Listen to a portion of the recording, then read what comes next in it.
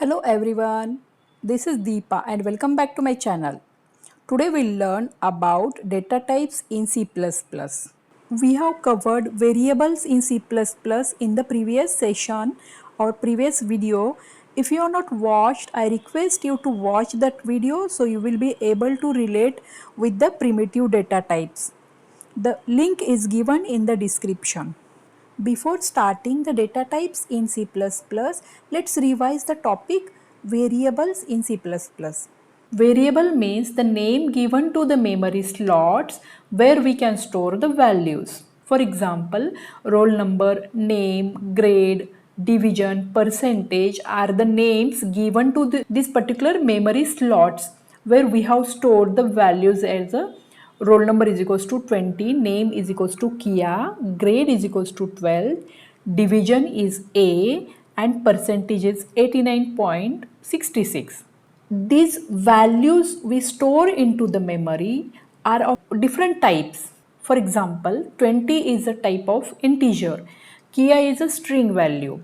Again, 12th is a string and numeric value. A is a character. 89.66 we can say is a decimal number. So, do you think we need same memory size to store all these kind of values? No. We may need more size for names. We may need very less space for storing the value A. We may need more size to store the value of a percentage. So, depend upon the values, we may need less or more memory size to store the value. So, who will decide how much memory space required for roll number, name, grade, division or percentage? That's where the data type comes in. Data type in C++ represents the size of a value and what kind of a value being stored in the memory through the variables. So, we will understand it in a detail. Today we'll focus on built-in data types, which is also called as fundamental data type or primitive data type. Primitive built-in data types are not defined in any header file. It is defined into the compiler. So whenever we define a variable, compiler will allocate the memory to that particular variable depending upon the data type. And we will study about the amount of memory each data type is required in this particular session. There are around 6 built-in data types: integer, character, float, double, boolean and void. We will study all these things in a detail. There are other data types as well, so we will discuss all these data types in different videos. So let's focus on primitive built-in data type, which may also called fundamental data type or primitive data type or built-in data type. All are same. The first data type is boolean and the keyword used for boolean is bool.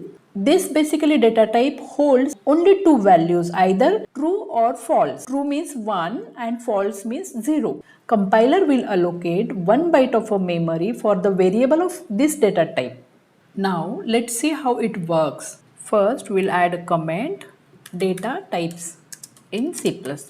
So first we'll see the data type boolean. As we have already discussed, the format of declaring the variable is first we need to give the data type. The keyword for boolean is bool. After that we need to give the name of a variable. The name of variable is senior citizen is equals to will initialize with the value false. Now let's print the value of is senior citizen.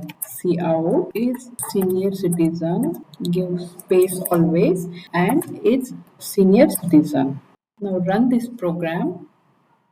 We can see each senior citizen is 0. Means we have defined false, so it's showing this as a 0. Now let's try to change it to true. Save this and run it. Now you can see the value is 1. Now instead of writing true and false, we'll directly try to assign the values 0 and 1 and check the result. See, it works out. Means we can either give 1 or 0 or true or false. And we'll just summarize this. We have studied that Boolean data type is declared with the keyword bool. Boolean values are either true or false. Yes. 1 stands for true and 0 stands for false. Boolean data type need 1 byte of memory to store the values 0 or 1. Second data type is character. The keyword used for character is char, and the size to store character data type is 1 byte. Now let's see the example for characters. Char is a keyword. Grade is a name of a variable. We'll initialize this variable with the value a grade. Always keep in mind,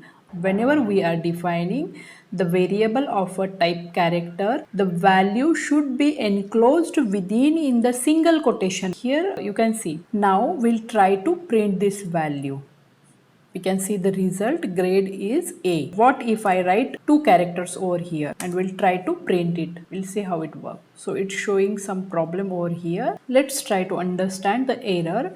Overflow in conversion from int to character. Change the value from 16705 to 65. Why it's saying int to character? Because these are the characters and it consider its ASCII values. If I say A, it means the ASCII value for this character is 65. So internally it works on the ASCII values of these characters. So I will show you the chart. Here is the list of ASCII characters and its description. So first column contains the ASCII values, symbol column contains the actual symbol and description next to it. From the ASCII value 33, mostly we need the values or the symbols in our programs. So you can see for plus sign 43 is the ASCII value, for multiplication 42 and on. For 0 ASCII value is a 48. So these are the very important ASCII values. Many times we need this ASCII value in our programming. So please make sure you will learn these values. For A, the ASCII value is 65. Just now we have seen this. Capital A, small a will be the different value. 97 is for small. So these all are the ASCII values. There are total 127 ASCII values. Let's revise the points we have covered in character data type. First point, character data type is declared with the char keyword. Second point, character data type is used to store the single character. Third point, character data type takes 1 byte of memory space to store the value. Fourth point, it stores character enclosed in single quotation. Fifth point, it stores up to 256 characters according to their ASCII values. Now we'll discuss about the data type integer. Keyword is int. The size is 2 or 4. Why it's 2 or 4 we'll discuss in the modifiers. And basically the integer is used to store the whole number without decimal. We will define one variable, type of integer. Keyword is int, roll number is equals to 101. Another example we can have, int count is equals to 1000. When we print this value, just run this program, we can see this int value 101. We know that integer stores whole number without decimal. So can we store decimal value in the integer data type? See, int val 101 means it's not able to store this number after the decimal, and the only whole number has been saved into the memory, and the same is displayed over here. Now what if I want to store the decimal values? So there is a different data type and we'll cover that as well. Let's revise the topics we have covered in integer data type. First point, we need to use int keyword to declare the variable of type integer. Second point, it is used to store integer number, means whole numbers without decimal. Integer data type take 4 bytes of memory space to store the value, means when we declare the variable of type integer, compiler allocate 4 byte of memory space to that particular variable. The range for the integer data type is this, which we have shown here. So beyond this range, we cannot store the value into the integer variable.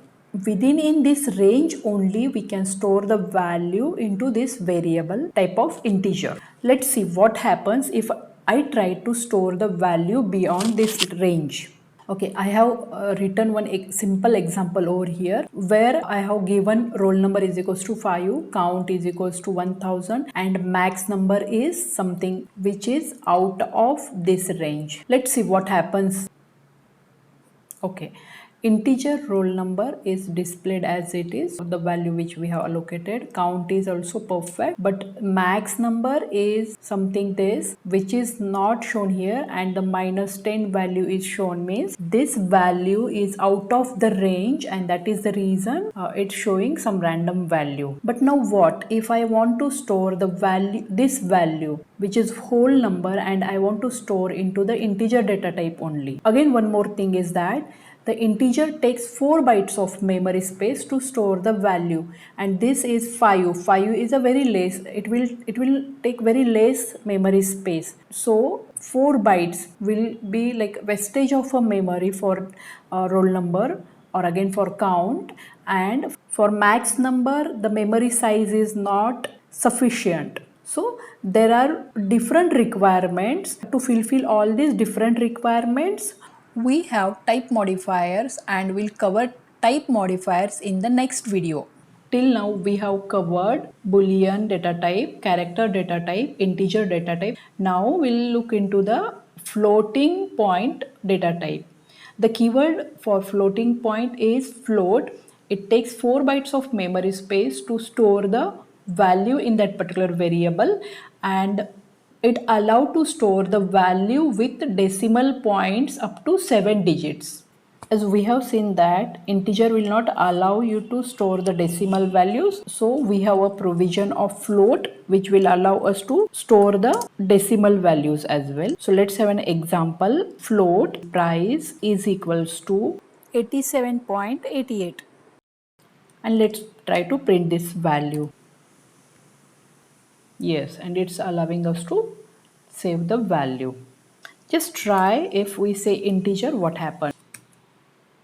It truncates the decimal points and it only stores the whole number. Now we are clear with the float data type. We will just revise the points for floating data type. Floating point data type is declared with the keyword float. Floating point data type is used to store the numbers with the decimal points. Floating point data type takes 4 bytes of memory space to store the value. Now let's say double data type. The keyword for double is double. The size of a memory space required for the variable to store the value is 8 bytes. It stores fractional numbers which contain one or more decimal points. In the float, we have seen 6 to 7 decimal digits, but double will allow you to store the value up to 15 decimal digits. Now in this example, we have declared one variable price of a type double, and the decimal points are more than 10 digits. So let's see what happens, because it takes up to 15 digits. Oh, it's taking up to 6 digits only. The reason behind this is we are using MinGW compiler,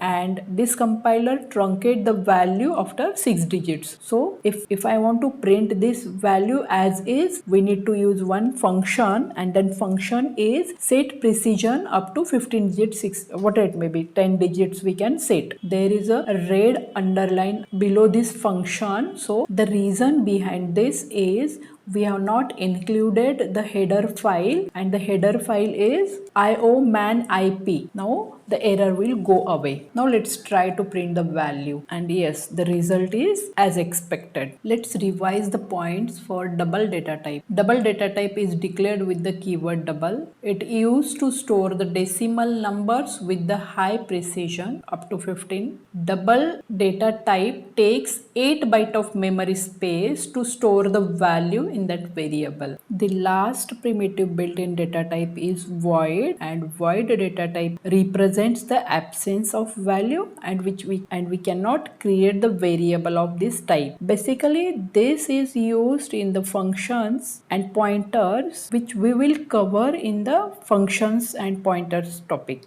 If you have any queries, please comment below and I will reply you back. If you like the video, please share, comment and subscribe it. In the next video, we will cover type modifiers of a data type in C++.